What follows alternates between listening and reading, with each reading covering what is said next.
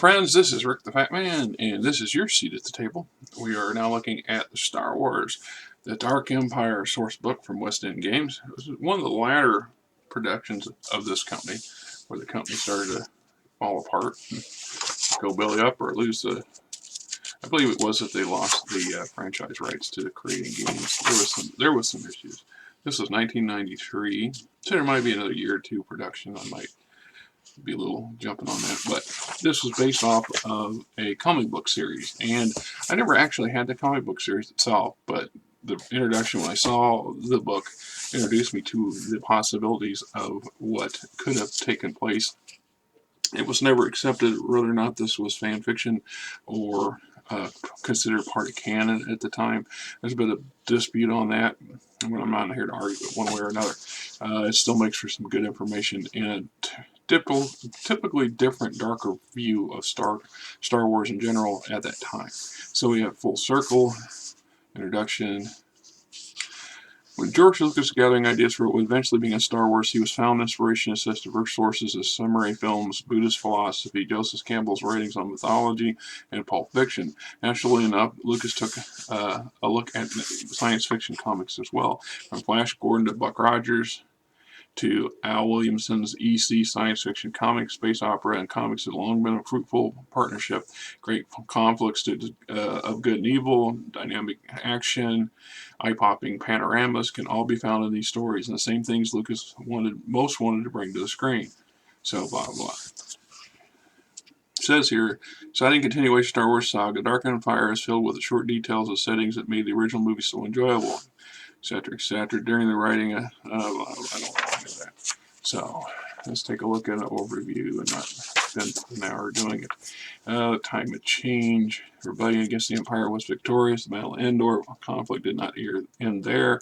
War of the Freedom Galaxy was only now beginning. No longer insurgents. The long-suffering members of the Alliance to restore the Republic found 1,000 worlds eager to join open battle. That's something that you don't see in the movies. And you see it quite a bit in the novels, in the comic book specifically, is the era between Return of the Jedi and what would be, the later trilogy, is a very tumultuous time. There's a lot of things going on. It didn't just automatically happen. The Empire didn't just fold and cave, and the Alliance didn't just become the new Republic, except in name. They had to earn it. They had to beat the bushes. They had to push the enemy back. They had to constantly negotiate and deal with all kinds of issues. There was a very long period of time with a lot of more stuff going on than what the movies portray. Of course, now, because thanks to Disney, all this stuff is considered legends, period. And one of the first stepping stones to me becoming disillusioned with the Star Wars in general is the fact that all this stuff basically was shoved off the table into a trash bin by Disney, saying, "Oh, it's just nothing," and it's so disingenuous to all the hard work of all those people that contributed to this galaxy far, far away that many of us grew up on. I ate, slept, and breathed Star Wars for a big chunk of my life. And then Disney came along and basically barfed all over it. And they're paying the price for that now, from what I see and understand. The movies are not doing very well. It's not in part because the stories are crappy. It's good graphics. It's good special effects. There's fairly decent acting involved. Some of the secondary movies, Rogue One was very good. I like Solo. A lot of people blew it off or gave it a bad rap, but mostly it's because they're upset with Disney and general politics. The movie itself, I thought, was fairly good. Yeah, there's little cheesy parts and campy, but that's also how Star Wars is supposed to be to some degree. It's like a Phantom Menace. A Phantom Menace take a lot of hit because a lot of people don't like Jar Jar Binks. Well, guess what? Jar Jar Binks wasn't the whole movie wasn't revolving around Jar Jar Binks. And as a character, yes, he was campy, but he was geared to a younger audience.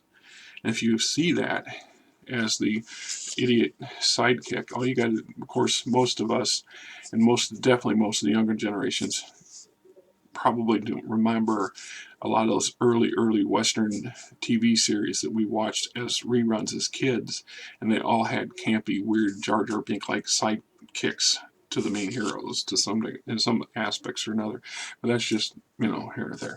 So we got a prologue, talks about time of change, the conflict that's going on, the remnants of the Empire are still swinging. Here's chapter 1 on the New Republic, talking about the transition, the struggles, viewpoints from people like, here's Admiral Akbar, Luke Skywalker, and his struggles and time, Leia Organa, Solo, Han Solo.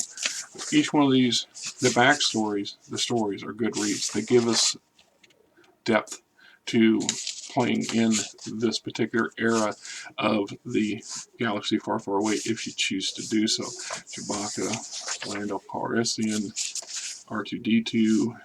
Of course, if you get your hands on the Dark Empire comic book series, it goes a great level of helping ride along with this. General Antilles, Zeb Veers, Kane Griggs. Some of these names you absolutely have to have the comic books to understand who these people are and how they pertain to the story. Some of these we just know more about them now. Mon Mothma, General Jan Dodonna, General Chris Medine. We got some new soldiers, Rebel Sea Commandos. Chapter 2 is the Empire Reborn. Goes on about their defeat at Endor, the overview, coming of Thrawn, the mutiny that followed Thrawn, all different distinct eras of their own. Heir to the Emperor. So at this point, and this is another sidebar, I have not seen the last installment of the Disney trilogy.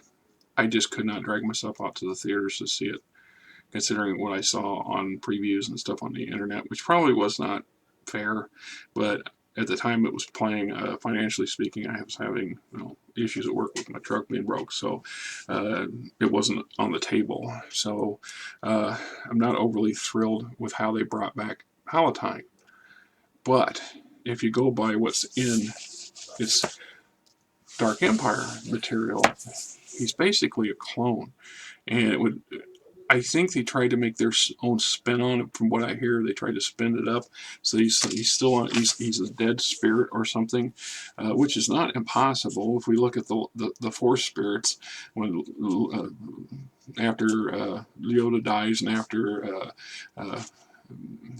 Obi-Wan dies, they come back and help mentor as spirits. The little key moments for Luke's development.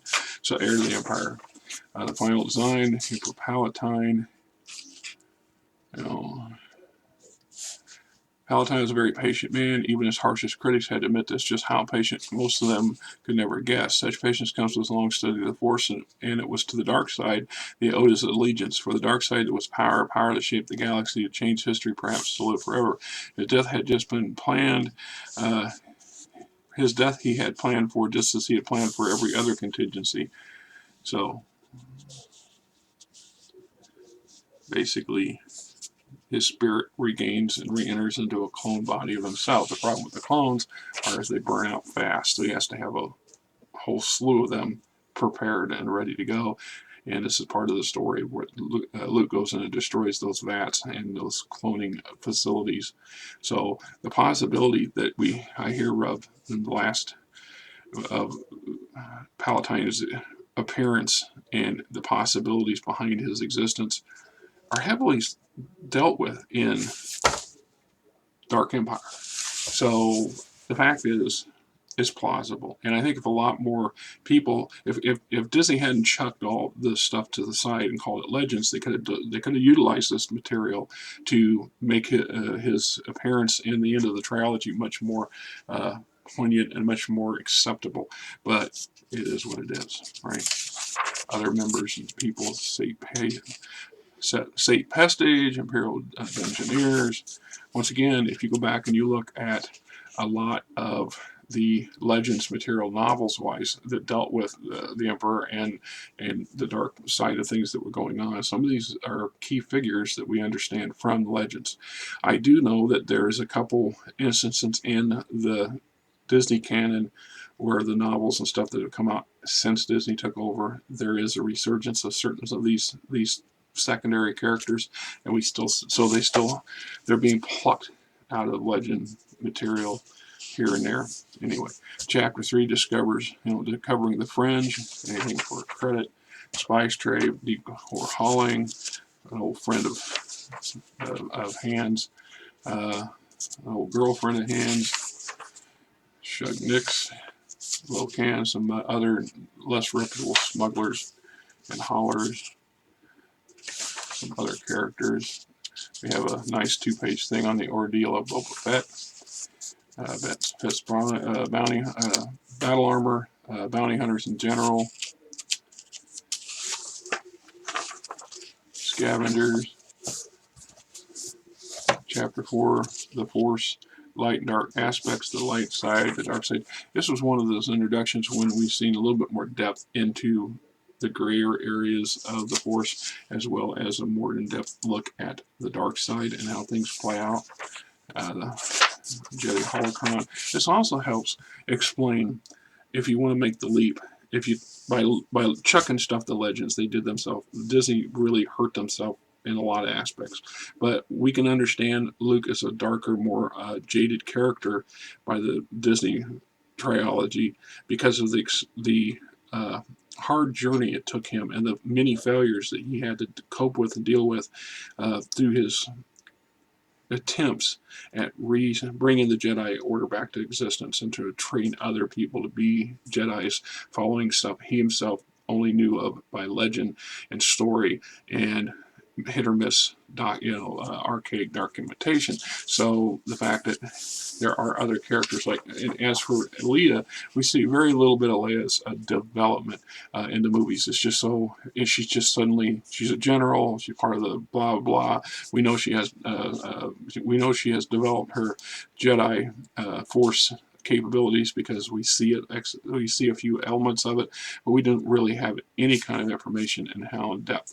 Now, perhaps the Disney canon intended to develop that in novels and comic books later. They did a very piss poor job of it up to the point of the movies, and by chucking everything else out the window, they really made it very confusing for some people, especially new people who've never been in the canon in any form. So like in here, we see a little bit of where Leia is also developing her Force capabilities, and with the help of holocrons and other people, like in this case, Vima Dabota. So anyway, the dark side, conquering the dark side from within, Dark Side Compendium, Book of Angers. So I got some really nice artwork here. Typical comic book style. These are straight out of the comics. I have picked up one. I think I picked up one or two of them since then. Unfortunately, they didn't survive storage and moving, so I do not know what happened to them. But I was trying to get a better grip on understanding this particular era of the old legends that didn't, exist. Dark Side Depths, Imperial Sovereign Protectors, Imperial Sentinels, New Force Powers. And we get into Chapter 5, Planets. As always in most Star Wars source books and good modules, introduce yet another planet to the galactic thing for you to access and to play or to have references to, knowledge of. Talks about Imperial Hyperspace Net, the Deep Core, Fortress Worlds, Vis, Imperial Citadel, Kalmari, Coruscant, Pinnacle Base or Dashucha 5, Narshada, the Nalhada system. We get Chapter 6, Starships, new ships for a new conflict, the Eclipse, the biggest of the biggest Star Destroyers yet to be built, the Sovereigns, which is a smaller version of the Eclipse, the Defiance of Kalmari, capital ship, which would be the Kalmari's equivalent of a Super Star Destroyer. Still completely outclassed by stars, the Imperial super ship, dreadnoughts and stuff, dungeon ships, Task Force Cruiser, stolen or rebel Star Destroyers turned against the enemy, Kalmari evacuation carriers, a Millennium Falcon, updated version, the Starlight Intruder, lots of nifty and interesting ships and other ideas. starfighters, upgraded version of the X-Wing, the A9, the E-Wings, TIEs, Chapter 7, the World Devastators, which is a thing in and of itself. The Empire developed this machine, and basically it's a roving foundry fortress, and it just sucks up any resources, people, machinery, equipment, garbage, whatever, and then inside it converts it to weaponry and materials, whatever the program, the vast forges and manufacturing facilities inside these things are programmed to construct. They also construct other devastators and can enhance their own abilities, which means these things can get bigger, grow, add more options to it based on the design of the structure. And of course, instead of using these things for rebuilding the broken galaxy and enhancing, what we have available, the Vader. Palatine and his cronies turn them into massive weapons of destruction and turn them against, well, calamari is the beginning, and then it's pretty much the ending for him too, because that's how Luke eventually gets his hands on the Master Control. There's some parity with the Katana fleet, with how these things were operated. So similar to the Katana fleet, they had this master programming code system that allowed them to work together as a team and interact very, very efficiently. And the downside, of course, is that if something goes south or somebody gets a hand on that code, you can tell them to do a lot of things that you don't want them to do, include turn on each other, which is how they get rid of them. All right. Chapter 8, additional vehicles, interesting stuff. That's one of the things about the Star Wars universe, of all the sci-fi franchises, that I've always enjoyed the most, is the fact that there's always more stuff to come along, more neat stuff, but more realistic stuff. I mean, I love Star Trek, don't get me wrong, but you don't see a whole lot of things like land-based vehicles and a barrage of weapon systems. They're very quite common ground stuff, and there's no need for them. When you got teleporters, you don't need ground vehicles that much, right? I mean, it's just a different philosophy on things, but I think it takes away. It's just like there's certain things in the Star Wars that I'm not overly keen on that happens. Here's an example. I have Other Space 1 and 2. I've been delaying reviewing this. I need to get the Other Space 1 out first and go through it first. But basically, you're dealing with creatures from an alternate dimension, and that, or in this case, there's another galaxy. But this would be like to use the Vong, except from another space, and I don't like it because it's too much like Star Trek. Star Trek has its strengths, and Star Wars has its strengths, and then certain things should not cross over, in my opinion. So the last chapter 9, equipment, cloning, droids, planetary shields, hunter-killer robots, etc. The last command source book coming September 1993. Yeah. So there you have it, Dark Force. Dark Empire source book. It's actually very nice. Like I said, there's a lot of good stuff. It sets up Star Wars from a very different, more noir, more dark environment for play. And in and of itself, this one book give you years of potential story material to work on. There's not a lot of, as far as I know, there's no modules or adventures that tie in with this. This is why I said you'd probably best get the comic book series that goes with it, if you can find it, because it will give you a lot more ideas for how to roleplay or run a campaign using this particular material. So anyway, till you next time, this is Rick and Frankie, the shelter cat, wishing you to have a great weekend, a great day, and keep in mind that this COVID thing, we'll get through this with or without the help of our federal government. Till next time.